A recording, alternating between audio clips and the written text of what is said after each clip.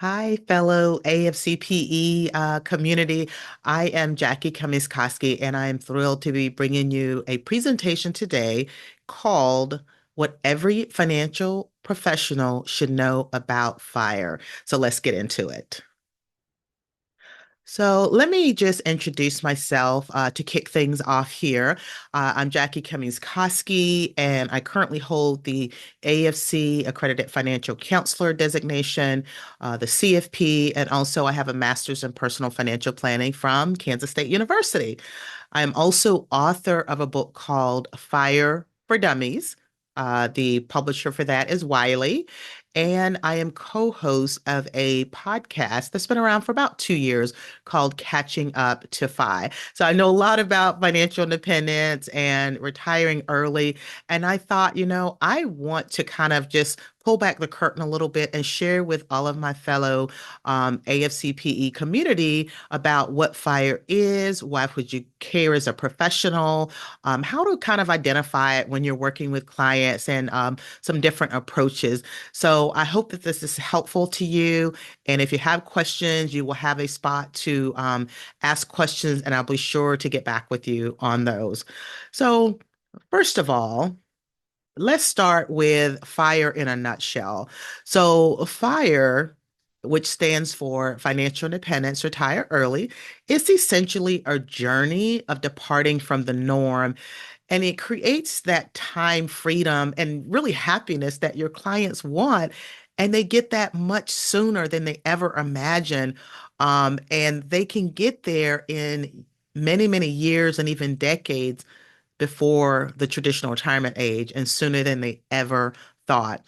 So there are some important nuances that I think every financial professional should know about FIRE, even if that's not your niche and that's not really who you're catering to. It's a newer financial term that you would want to be somewhat versed about. And that's what I plan to do in this presentation. And it will I'm hoping that by the time you're done here, you at least feel comfortable enough to explore this with your clients, or if they ask about it, to be able to have a discussion with them, whether you work, one-on-one with clients, whether you create content, or whether you do education or group sessions, this is going to be helpful for you.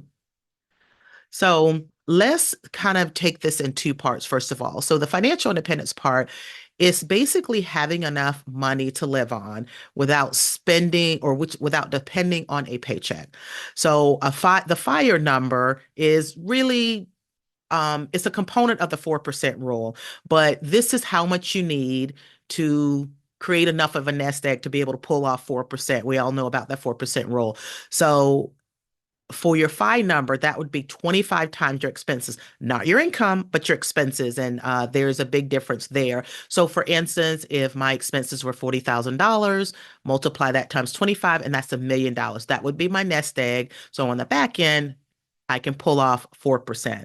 So, the other part is that really more people is probably going after the financial independence than they're going after the retire early part. So just keep that in mind. Some people might say, I don't want to retire early, and that's okay. The part that's really stressed is financial independence. But let's look at the retire early part. The retire early part is leaving the full-time workforce earlier than normal retirement age. Now, what is normal retirement age? Okay, so according to the Social Security Administration, normal retirement age or full retirement age is 67. So really any time earlier than that. A lot of the headlines that we see, people retire in their 30s and that's early. And, I retired in my late 40s. Some people might not say that's early, but the regular American standard is somewhere in the mid 60s. So some clients that you have, they may love their job and they may say, I don't want to leave my job. I don't really want the RE part. The thing I say about that is just keep in mind that a job and the work that you do are two different things. So with that in mind, they may want to ratchet back. They may want to do some different things, and maybe the retire early part looks a little different. And honestly, the term retirement, it just means so many different things. And it definitely doesn't mean what it meant, 10, 20, 30 years ago. So simply creating the option to retire early, because even if you're like your job, your boss could change, your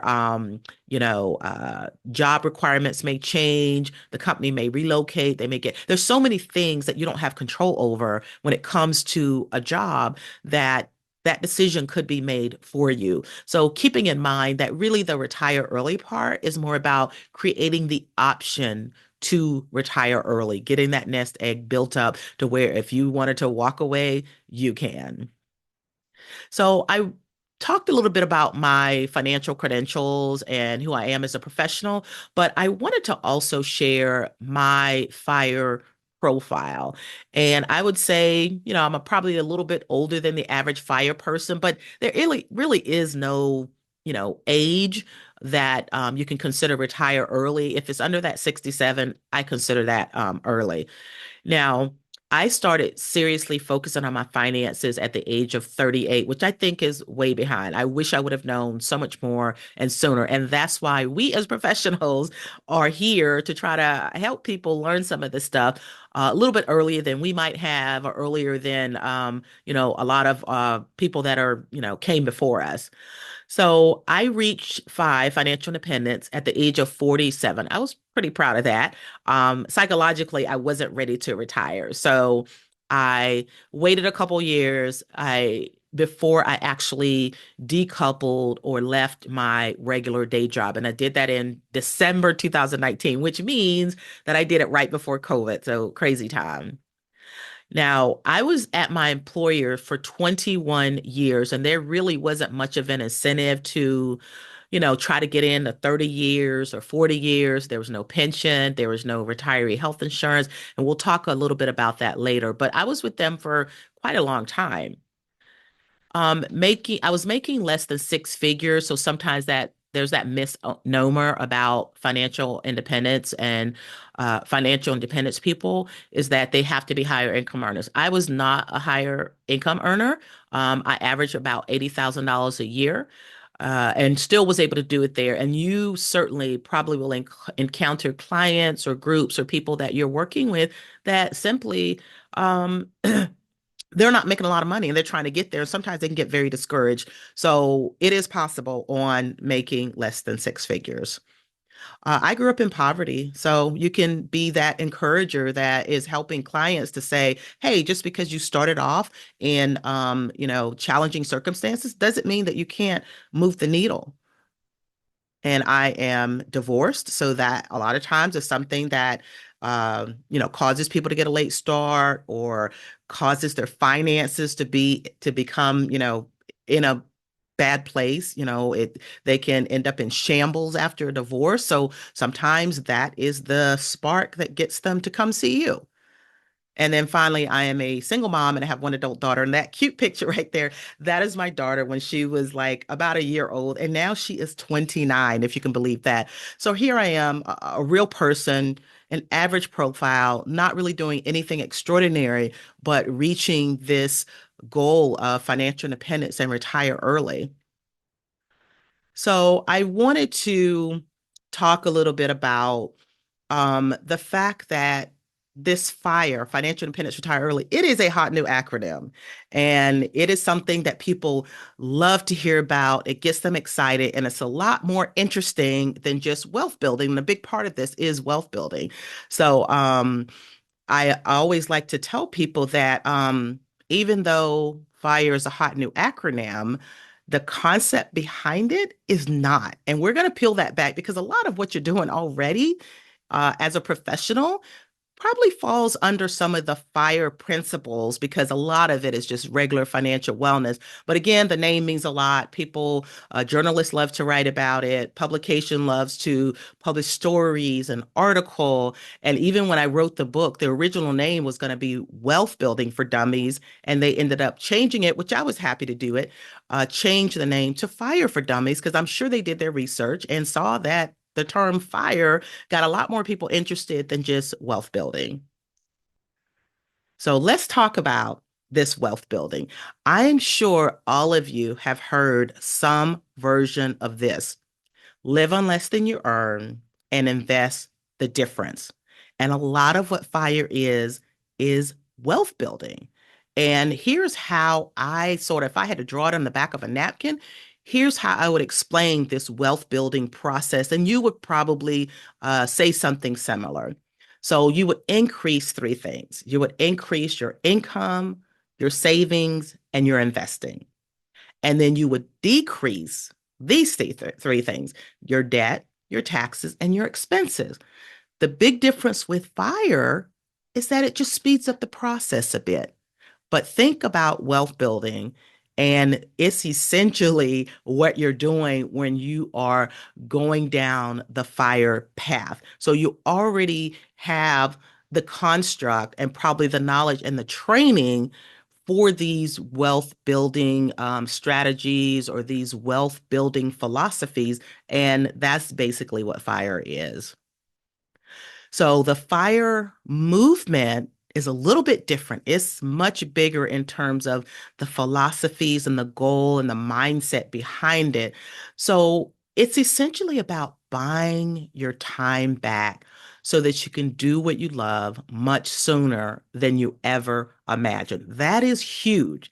And most people talking about FIRE, asking about FIRE, or want to go after this financial independence to retire early, they really want to buy their time back. And that's what the movement is all about. So if you think about it, not having to rely on a paycheck from a job is a powerful position to be in. Think about yourself, think about your clients, think about your audience, think about the people that you serve. You know, we in an American society, we are so used to working that job to pay our bills, and we feel like we got to do that our whole lives. And FIRE just sort of reimagines that a little bit. And it is a powerful position to be in. So let's talk a little bit about inspiring thought when clients ask about FIRE, because I've had people to reach out to me, even some AFCs, where their client asked them, do you know anything about FIRE? Or I'm interested in FIRE and things like that. That is really an opportunity to have a bigger discussion with that client or that person that you're talking to. So here are some questions to ask to get the conversation going and to start to explore that with your client. So things like, what does FIRE mean to you? Because they may have a different understanding. There may be a component of that that they're super interested in. So ask them, what does it mean to them? And then what about this one? What would your day look like if you didn't have to depend on a paycheck? Some people have never imagined that, but if you get them to think about that, they're thinking bigger than just the money part, because the money really is the tool. The money isn't the goal.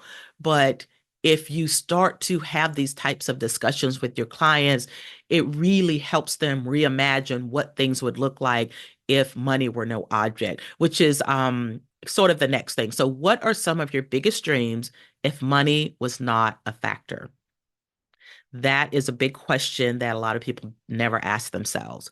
And then asking, what part of FIRE attracts you the most? For some people, they may be in a toxic job, and that might be the reason.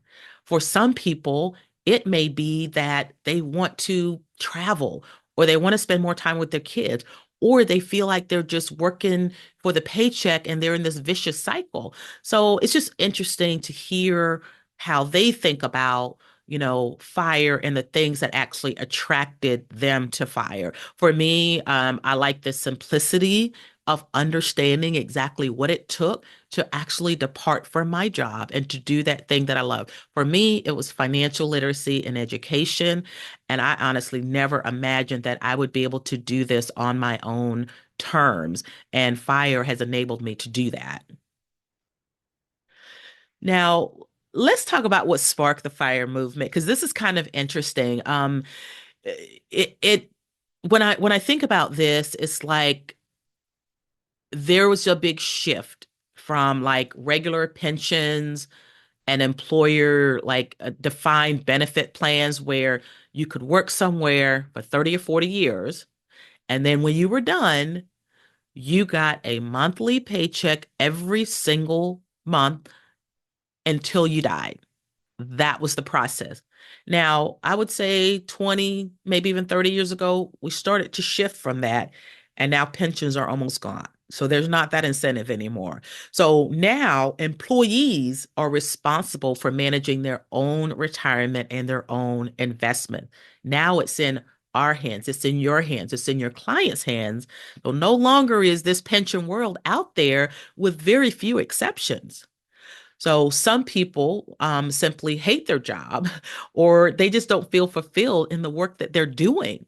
So all these things are happening at once. And then now there's like more focus on the value of time over money.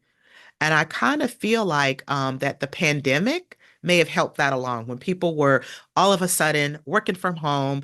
They got to think they had a lot more time on their hands. They started thinking more about, hey, I like this free time that I have.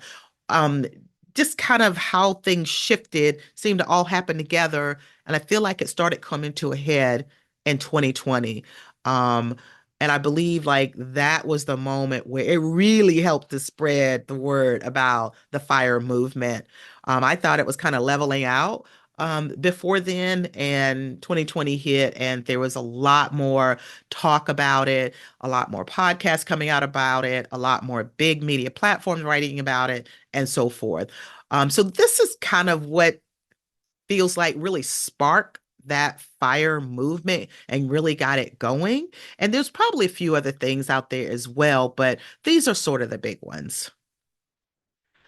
Now, the early days of fire, I would say I was probably one of those very early adapters of fire.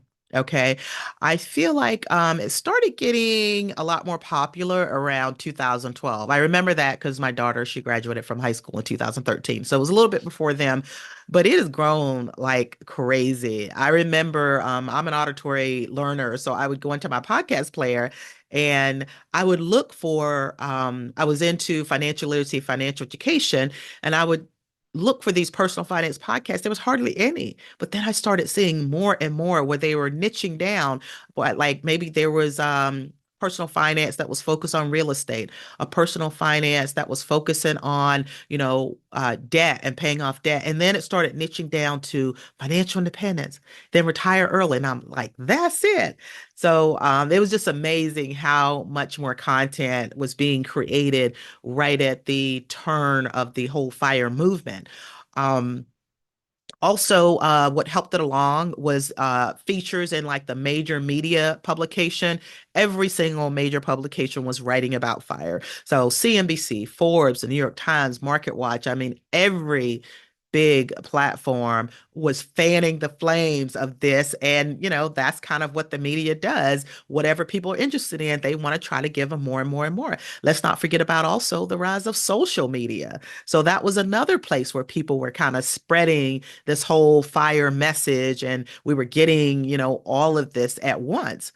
Back in the day, the early adapters of fire seemed to be primarily young, white male engineers or other high income earners. And I do remember this. And because I was an early starter, I'm obviously not that. So I still learned from anyone that was talking about it, but I knew I had to make so many adjustments. Now, things have changed quite a bit since then, but in the early days, this is kind of what it looked like.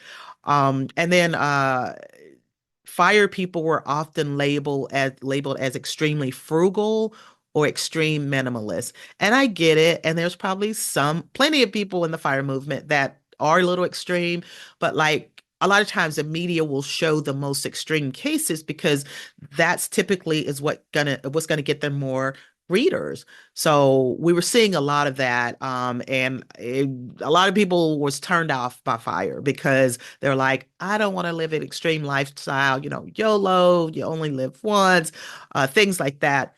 And then in the early days, also, I do recall that there was not a lot of diversity. I mentioned, that avatar of, white male engineers. So there wasn't a lot of, African Americans like myself. There wasn't a lot of people of color.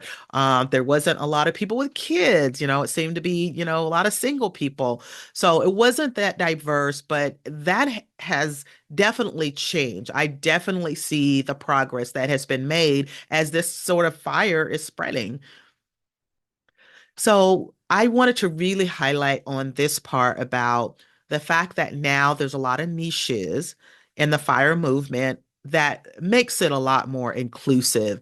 So on the screen, you are seeing um, several different subsets. So I'm going to dive into the types on the next slide, but you start to hear about these different types of fire, coast fire, lean fire, barista fire, fat fire.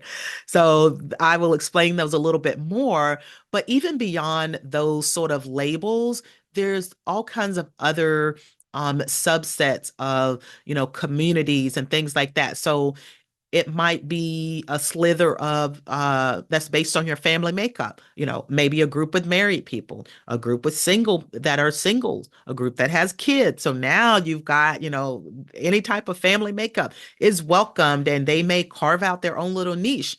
And then your starting point, like for instance, I was a late starter. My whole podcast focuses on late starters to financial independence, people that might start really early, like they're just out of college and they're already thinking about the fact that they don't want to work for 30 years. And then also people that may already be retired. There's a group called Finally Fi, and it's all people that have reached financial independence. So the things that they discuss is very different than someone that is in accumulation mode. Then you can break it down by careers, physicians, teachers, military. Think about the population in the group that you serve. There's probably a fire community or some niche that serves those people.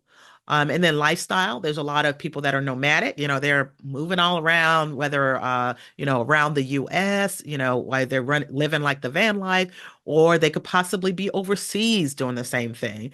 And then location, sometimes bring people together. For instance, there's some unique challenges for people that live in a high cost of living area like San Francisco or New York City.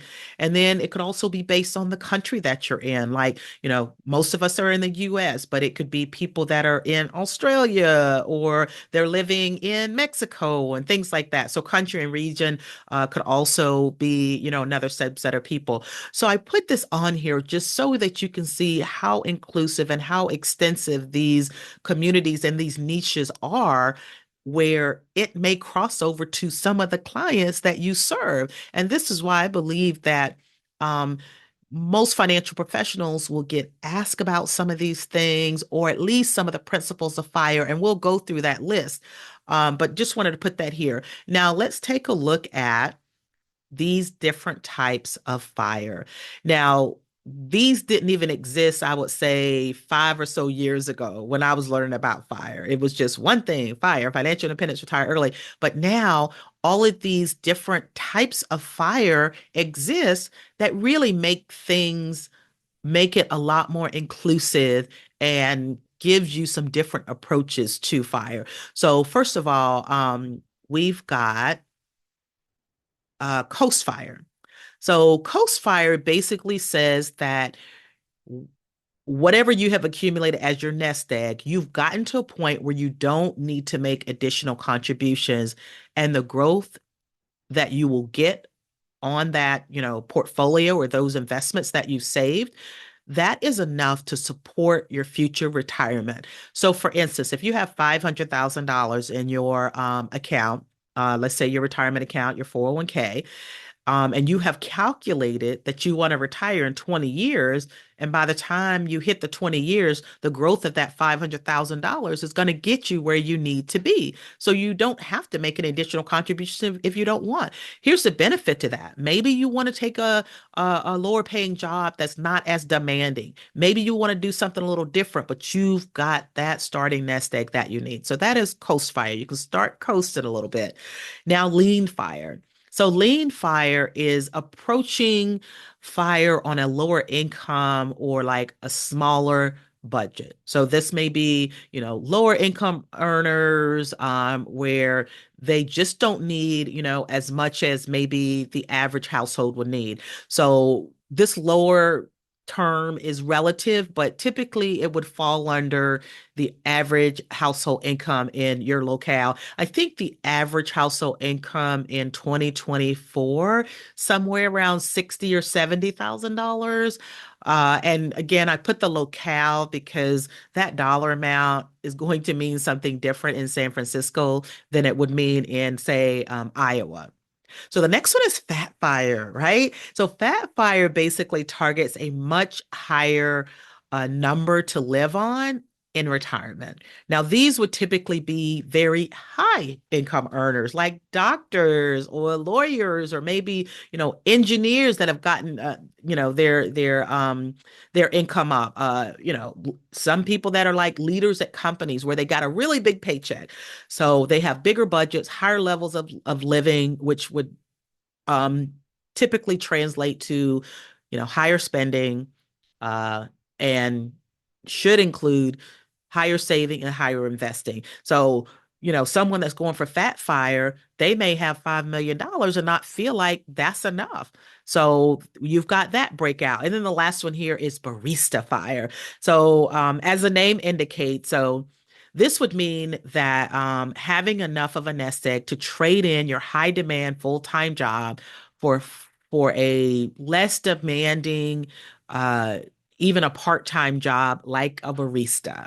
Okay. So you still have income from a part-time job. Sometimes you may even have health insurance. That's a very big deal in the US, but that's what Barista Fire is. It doesn't have to mean that you're a barista. You could work part-time at Chipotle or some other job that you might really enjoy, but you are trading down from that high pressure, high stress job and saying, I want to do something that is not quite as demanding.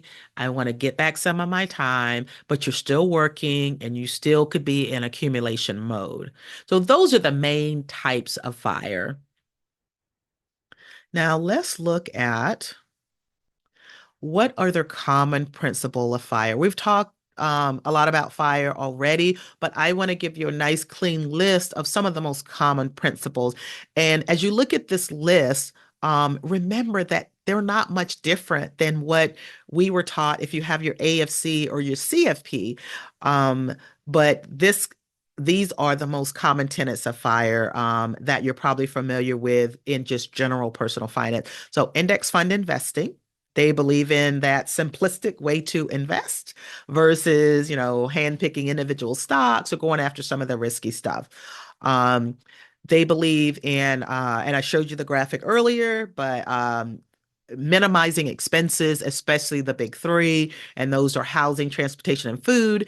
And for me, sometimes I like to throw in taxes in there as well. It just depends, but sometimes taxes can eat up a lot of our expenses, and a lot of times we don't even think about that.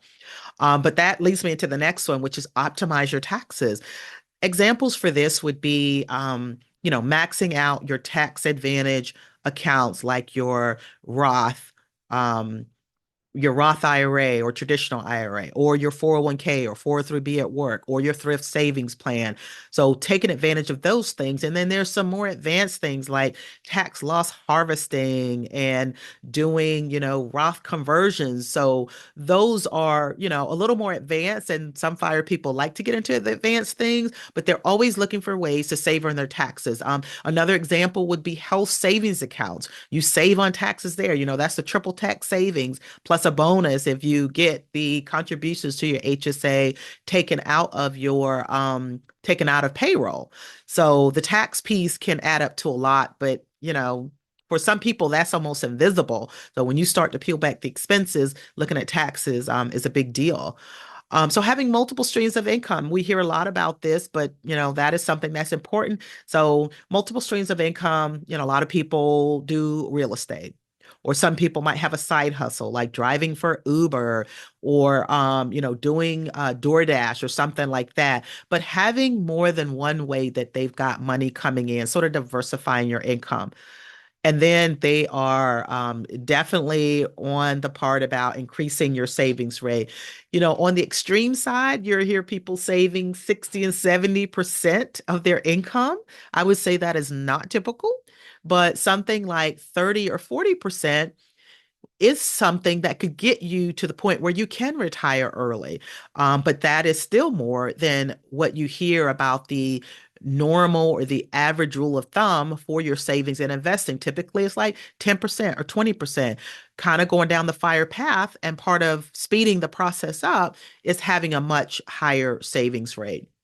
And then decreasing high interest debt. That's typical personal finance stuff where you want to get rid of that consumer debt. You look at the high interest rates that you have, and that could be eating into your efforts to save and invest.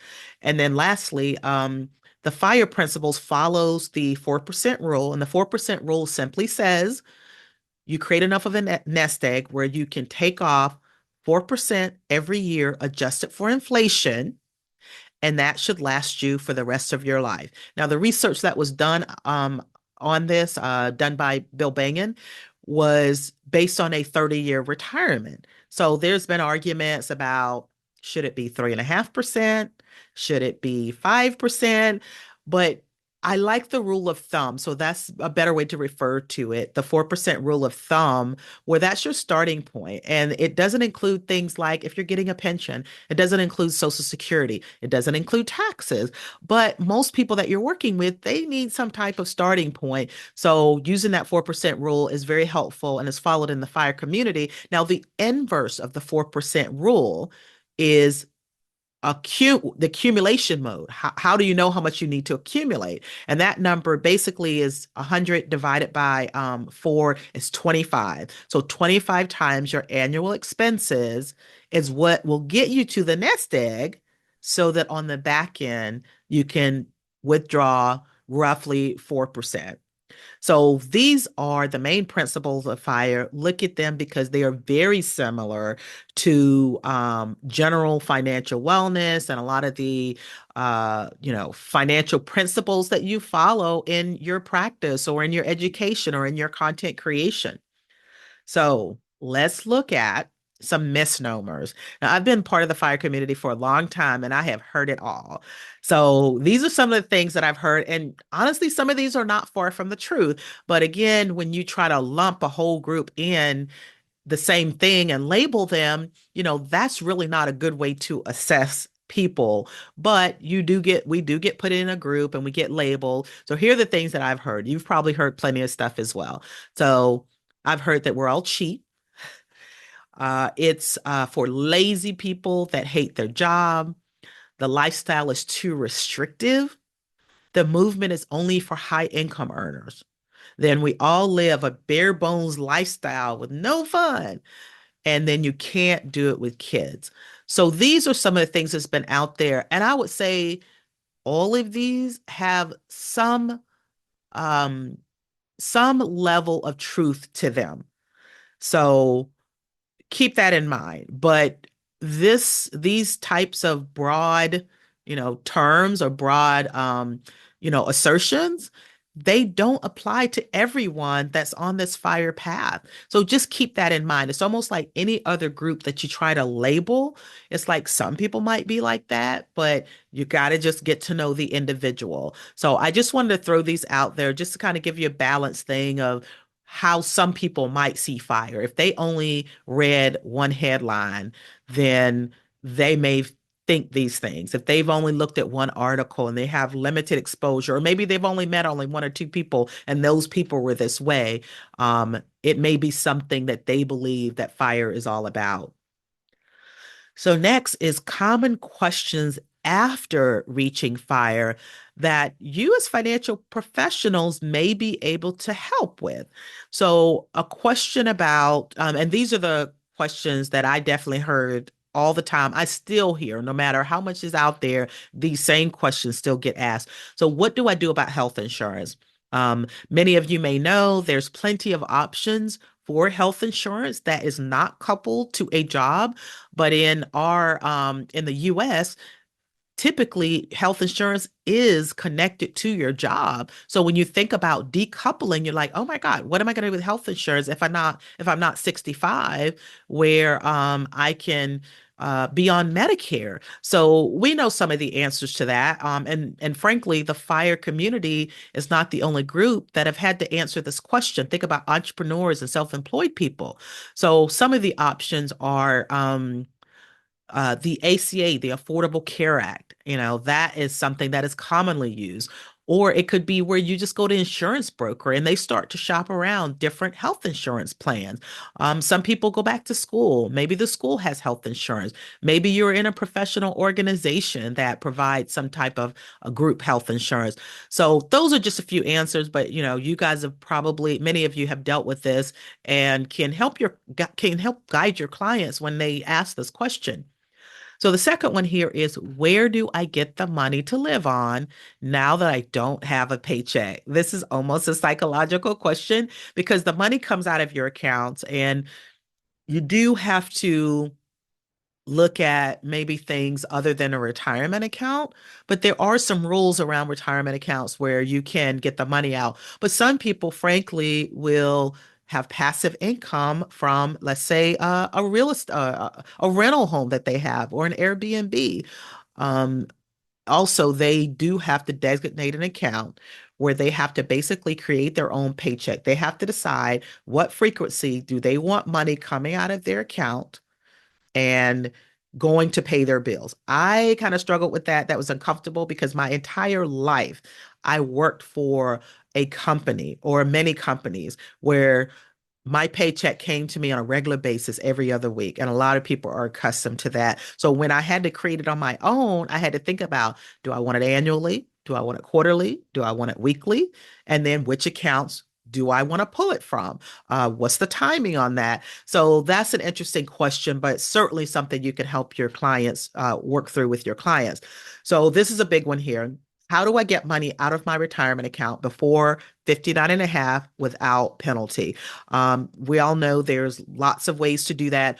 One of the big things that I think is probably not talked about enough, especially in the FIRE community, is how valuable a brokerage account can be, because that could be a bridge account from the time you retire early to this 59 and a half. So if you have a brokerage account, there's no age restrictions on that account. So that's just one way. But the other ways is, for instance, is a Roth IRA. You can take out the contribution portion anytime for anything tax and penalty free. There's no time limit or anything. And this is just the contributions, not the growth. So that's just one example, but there's, some other more advanced things, for instance, like the rule of 72T, which is an IRS rules that allow you to set up substantially equal periodic payments that you pay to yourself out of your IRA, and you don't have to pay a penalty on that. So there's a lot of little ways to get your money out of a retirement account before you're 59 and a half. But we just hear that general rule, and most people think that there's just no way. And then what will I do with all of my free time? This is also a psychological question, right? You start to think about, wow, all of my relationships are people at work, or I don't really do much aside from what I do at work with friends at work. So that is something to get them thinking about, what do they enjoy doing? Who are the friends that they do want to be around? Do you want to spend more time with family? So that is something they want to look at, because honestly, it is always better to be running towards something than away from something. So I use every excuse in the book to like not pull the trigger because it was so uncomfortable to me. But you start building those relationships outside of work. And frankly, if you have great friends at work these days, it doesn't mean that you can't stay in touch with them still. They're still your friends.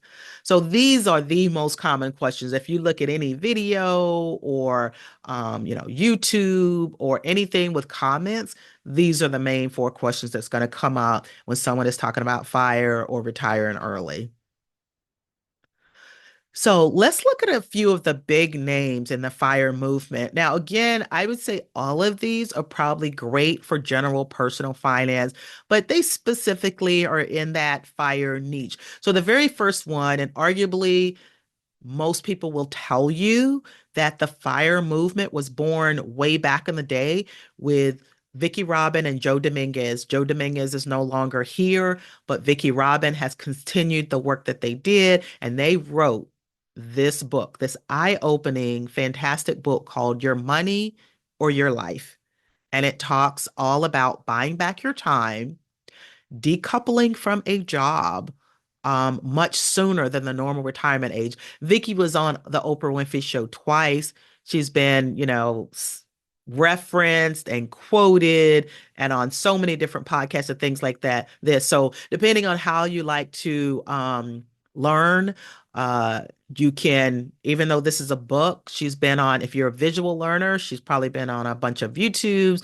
If you're an auditory learner, she's been on a bunch of podcasts, so you can learn more about her. And Vicky is more of the philosophical thinker. So she's not diving into the money part and, financial strategies necessarily, but she talks more about the idea of the FIRE movement where you are not depending on that almighty paycheck. And what would you do with your time? How much more of an impact could you have if you didn't have to worry about the money part? Now, the next one, he's called the Godfather of Phi, and it is J.L. Collins. He wrote The Simple Path to Wealth, and this was like a self-published book that was basically all on his website. He was a blogger. I think it was J.L. Collins NH. He was writing these letters to his daughter. He did a 26-part investing series, and pretty much everything that was on his website, he took all of that and he turned it into a book. And he's like, nobody's going to read this book. It's all free on my website. Well, a lot of people wanted to read his book. It's just a lot more polished, and some people just like to have that book in their hand. But he is called the Godfather of Phi. And again, there's plenty of, videos, podcasts, and interviews with him. And he talks a lot about index fund investing, and things like that. So the FIRE community, including myself, absolutely loves J.L. Collins. Next, a lot of people were turned on to the FIRE community because of Mr. Money Mustache. He wrote this amazing article called The Simply, I'm going to get it wrong, but I'm going to attempt. It's called The Simple Math Behind Retiring Early. And he just simply showed you that uh, how early can you retire is directly related to your savings rate. So if you do, for instance, a 10 or 15% savings rate, that may get you to retiring at 65. That's fine. But if you turn that savings rate, if you ratchet it up and went to a 50% savings rate, you could retire in maybe 16 years. So it's just a little chart that he cited just to show how simple the math is behind this. So that's interesting. One of the early podcasts was Choose FI. They have had every big fire name on their podcast. They have a lot of resources on their website as well. So Choose FI was one of the early podcasts, I want to say 2014, 2015. Our Rich Journey, they sort of represent Americans living in other countries. They used to live in high cost of living San Francisco. And they subsequently started their fire journey with two kids, two girls, two little girls, and moved to Portugal. And their YouTube channel is amazing. So if you haven't seen that, that's a cool way to learn about fire. And they chronicle their journey. Rich and Regular is another one. They wrote a book called Cashing Out. I do know them pretty well, and remember when both of them were working a day job, and then they both end up leaving the day job and creating this empire all about decoupling from your regular job, and they create all kinds of great stuff. But the book is Cashing Out, basically saying I'm cashing out of corporate America. And then Millennial Revolution, this is another amazing, iconic financial independence, retire early book. This is a couple that were basically nomads, international nomads, going all over the world and traveling as a couple, no kids, but over the last year or two, they did have a kid, but before then, they've done all of this traveling. So I just wanted to highlight a few great resources if you wanted to learn a little bit more about fire and really kind of understand some of these big names that many people have, sort of followed on their journey. So next, let's talk about some fire-friendly communities. Um, for most fire people, the community aspect is very important because some people may think, the whole fire thing is kind of like going away from the norm. And so you want to have support, you want to have like-minded people and different events and, things like that are ways that you can connect. So I've got some virtual and some in-person things. So for virtual, you've got some Facebook groups like Choose FI, Catching Up to Fi, which is part of the podcast that I host, but there's an amazing community of late starters in there. There's probably a Facebook group or some type of community group. It doesn't have to be Facebook that certain niches come together to talk about the thing that, is they want to focus on or whatever niche they represent. Mr. Money Mustache has a great forum. They've been around for a long time. Then the Reddit forums, they even have certain niches. I know they have a fat fire in the Reddit forums, regular fire and things like that. And then this might sound a little unlikely, but the Bogleheads forums. So Bogle has been around for a long time. They're basically vanguard people that are huge supporters of the late Jack Bogle. And he was what most people consider the father of index fund investing. And the fire community definitely connects and it resonates with fire people, this whole idea of index fund investing. So the Bogleheads Forums has a lot of fire people on there, or fire people like to go learn because they go really, really deep into some things. Now, those were some virtual. So what about in person? Now that COVID is over, there's plenty of in-person events. The first one, I think this is the largest gathering of the financial independence community. It's called Economy, and it is in my neck of the woods. It's in Cincinnati every year. It has about 500 people, but there's different niches there as well. You've got Camp FI. Those are held throughout the country. Much smaller. Typically, you've got anywhere from 50 to 75 people. It's an outdoor camping experience, talking all about, financial independence, retiring early. And there could be some other personal finance topics as well. It's not hardcore, just fire. Then you've got some Camp Mustaches. Those are independently done. There happens to be one in the Cincinnati area. I went to one that was in Toronto. So those are sprinkled throughout the country as well. Um, and then Choose FI, I've mentioned them multiple times, but they have a lot of resources. And one of the biggest resources they have is these Choose FI local meetups in person.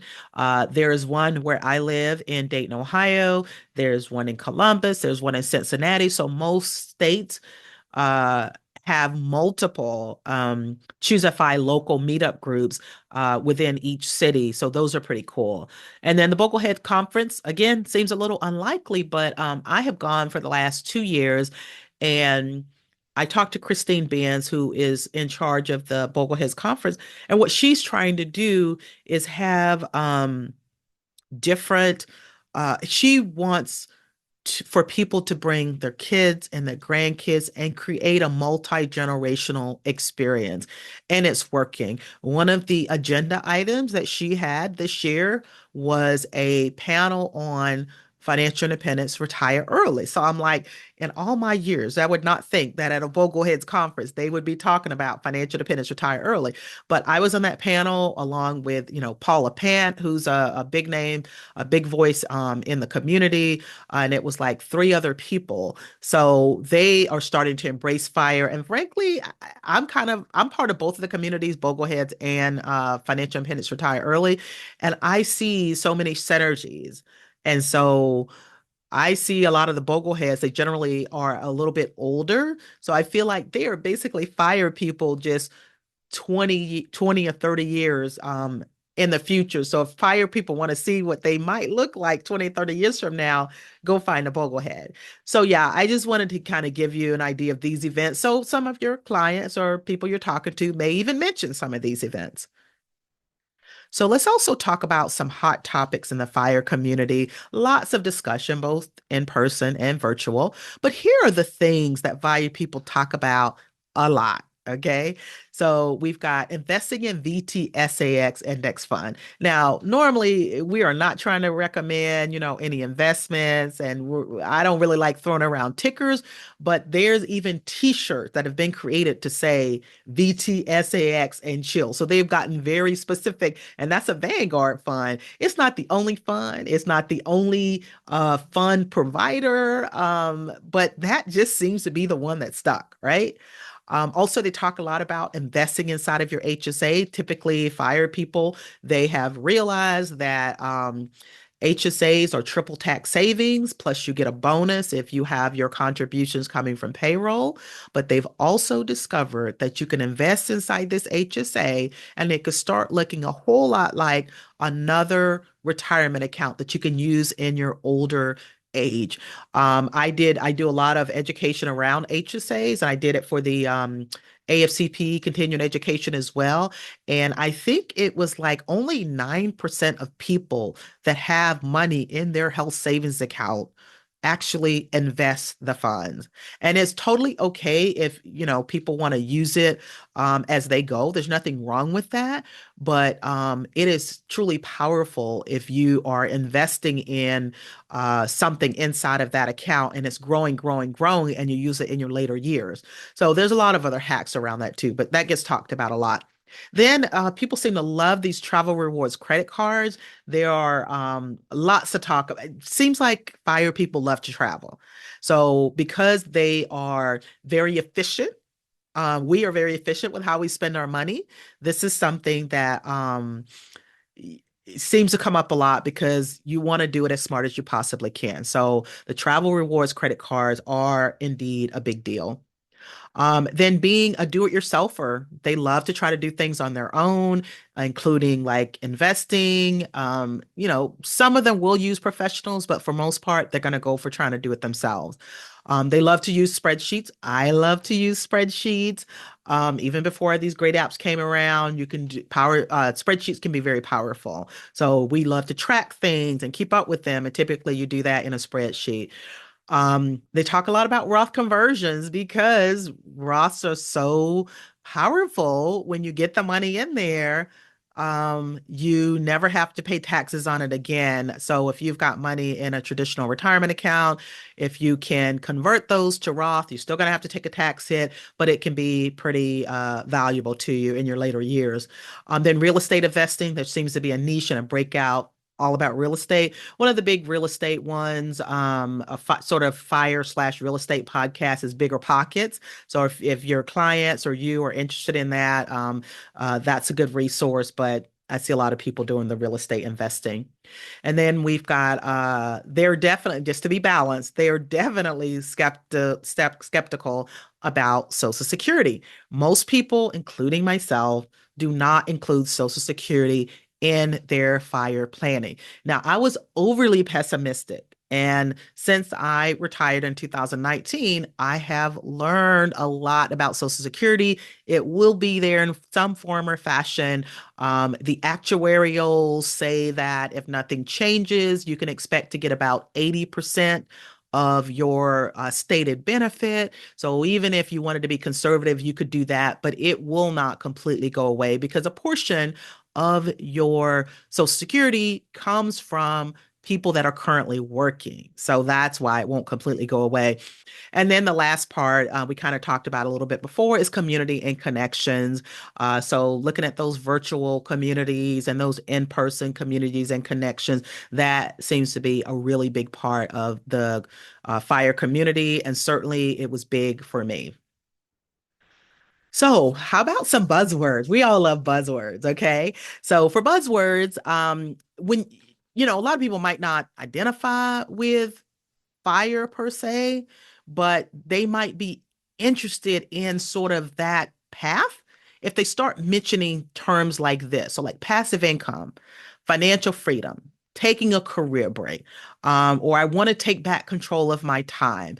I don't want to work the rest of my life, or I'm afraid I will never be able to retire. If you start hearing these buzzwords, they are probably thinking in terms of FIRE or something related. They don't have to necessarily say it. You don't even have to say it, but this kind of gives you some kind of frame of reference of where they may be. So let's talk about these three important numbers when you're pursuing FIRE. So these are the three things I think anybody should know, the three numbers and everyone should know that's pursuing FIRE or just getting their finances together, to be honest. So you should have your financial independence number, which is 25 times your expenses. We mentioned that. Again, this is derived from the 4% rule. The second is your savings rate.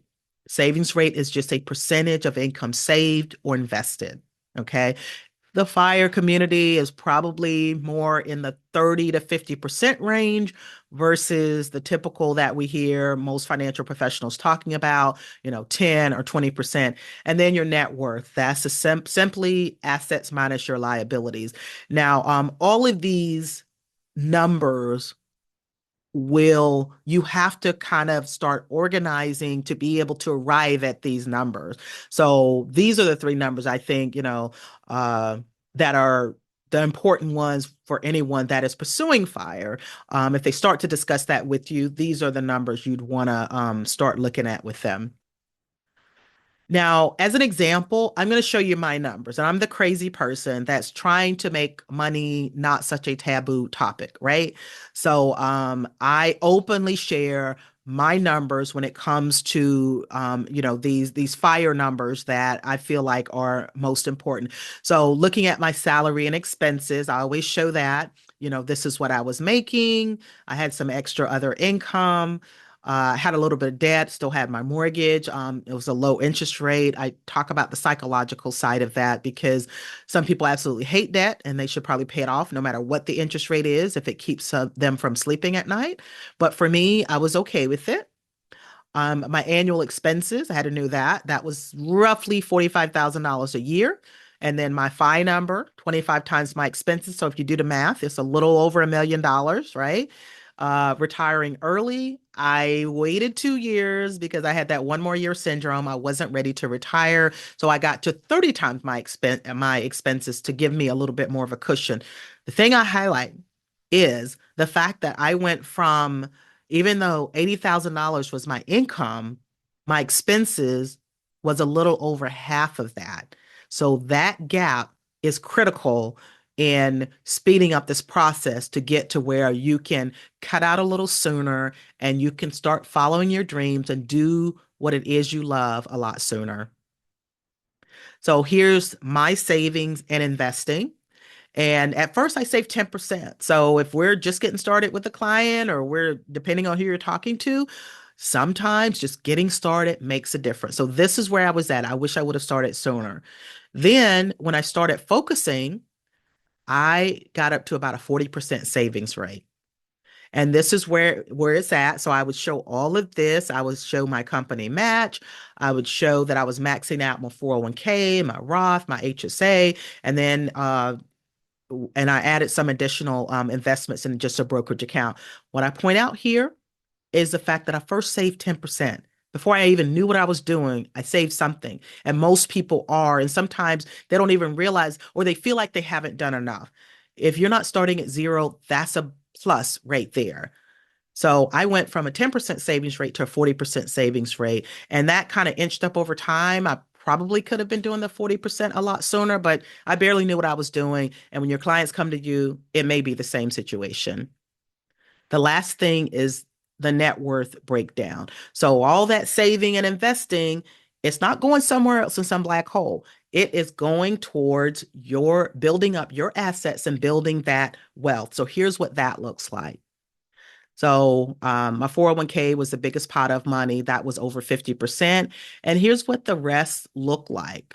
So I show this again just to be transparent and just to be very open and not make this money stuff taboo. But this is what the net worth look like. This is a very powerful exercise to do with your clients. And that's a big part of what FIRE looks at. This is how mine broke down. And you probably work with your clients or whatever groups that you work with. This is probably something that you focus on. I want to give you some resources. So in order to calculate your F.I.R.E number or help your clients calculate their F.I.R.E number, here's some of the best calculators that I love. Um, all of them will focus on, retiring early, plugging in your numbers, and you will decide what's your favorite. Some are more detailed, some are just high level. But I want to draw your attention to the very last one, dinkytown.net.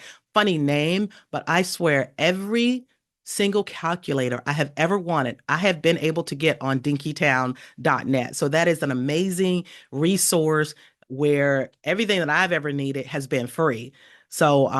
This is just something you might want to use as reference. I will provide a copy of this presentation so that you'll have that to reference, but these are a list of some great calculators.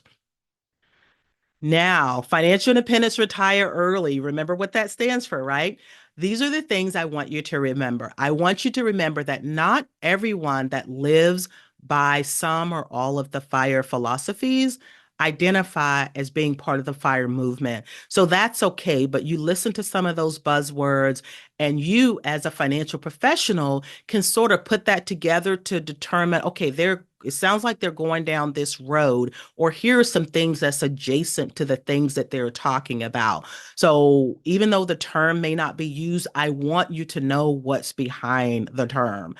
And then second, the principles of FIRE, they are very similar to the financial wellness concepts that we all know as financial professionals. So one of the things I would love to do is sort of get this FIRE concept out into the general, financial wellness, efforts, because it's so similar. And I think a lot of people, if they just see it far away, it just seems like, this big, hard thing that is really for high income earners and things like that. But it's basic personal financial wellness. It just speeds up the process a little bit, right? So remember that the FIRE acronym is new, but the concept behind it is not. Remember some version of this: live on less than you earn and invest the difference. And FIRE just speeds up the process. So keep that in mind. Now, I did want to mention, if you want to learn more, some of the things that I'm working on now, my projects. Earlier this year, I had a book come out called F.I.R.E for Dummies. And like I said, this title, FIRE gets a lot more attention than wealth building, but it goes through step by step, starting with the basics, kind of moving people up to more advanced things. That's been a good reference. I've gotten a lot of good feedback on it, and it took a lot out of me to write it, but I'm glad that I'm the person to write it. My lens is a little bit different, but my lens does include every facet or every sort of milestone in going for FIRE, learning about it in the beginning, in the accumulation mode, the process of, deciding that I want to retire early, and actually what happens after you retire early.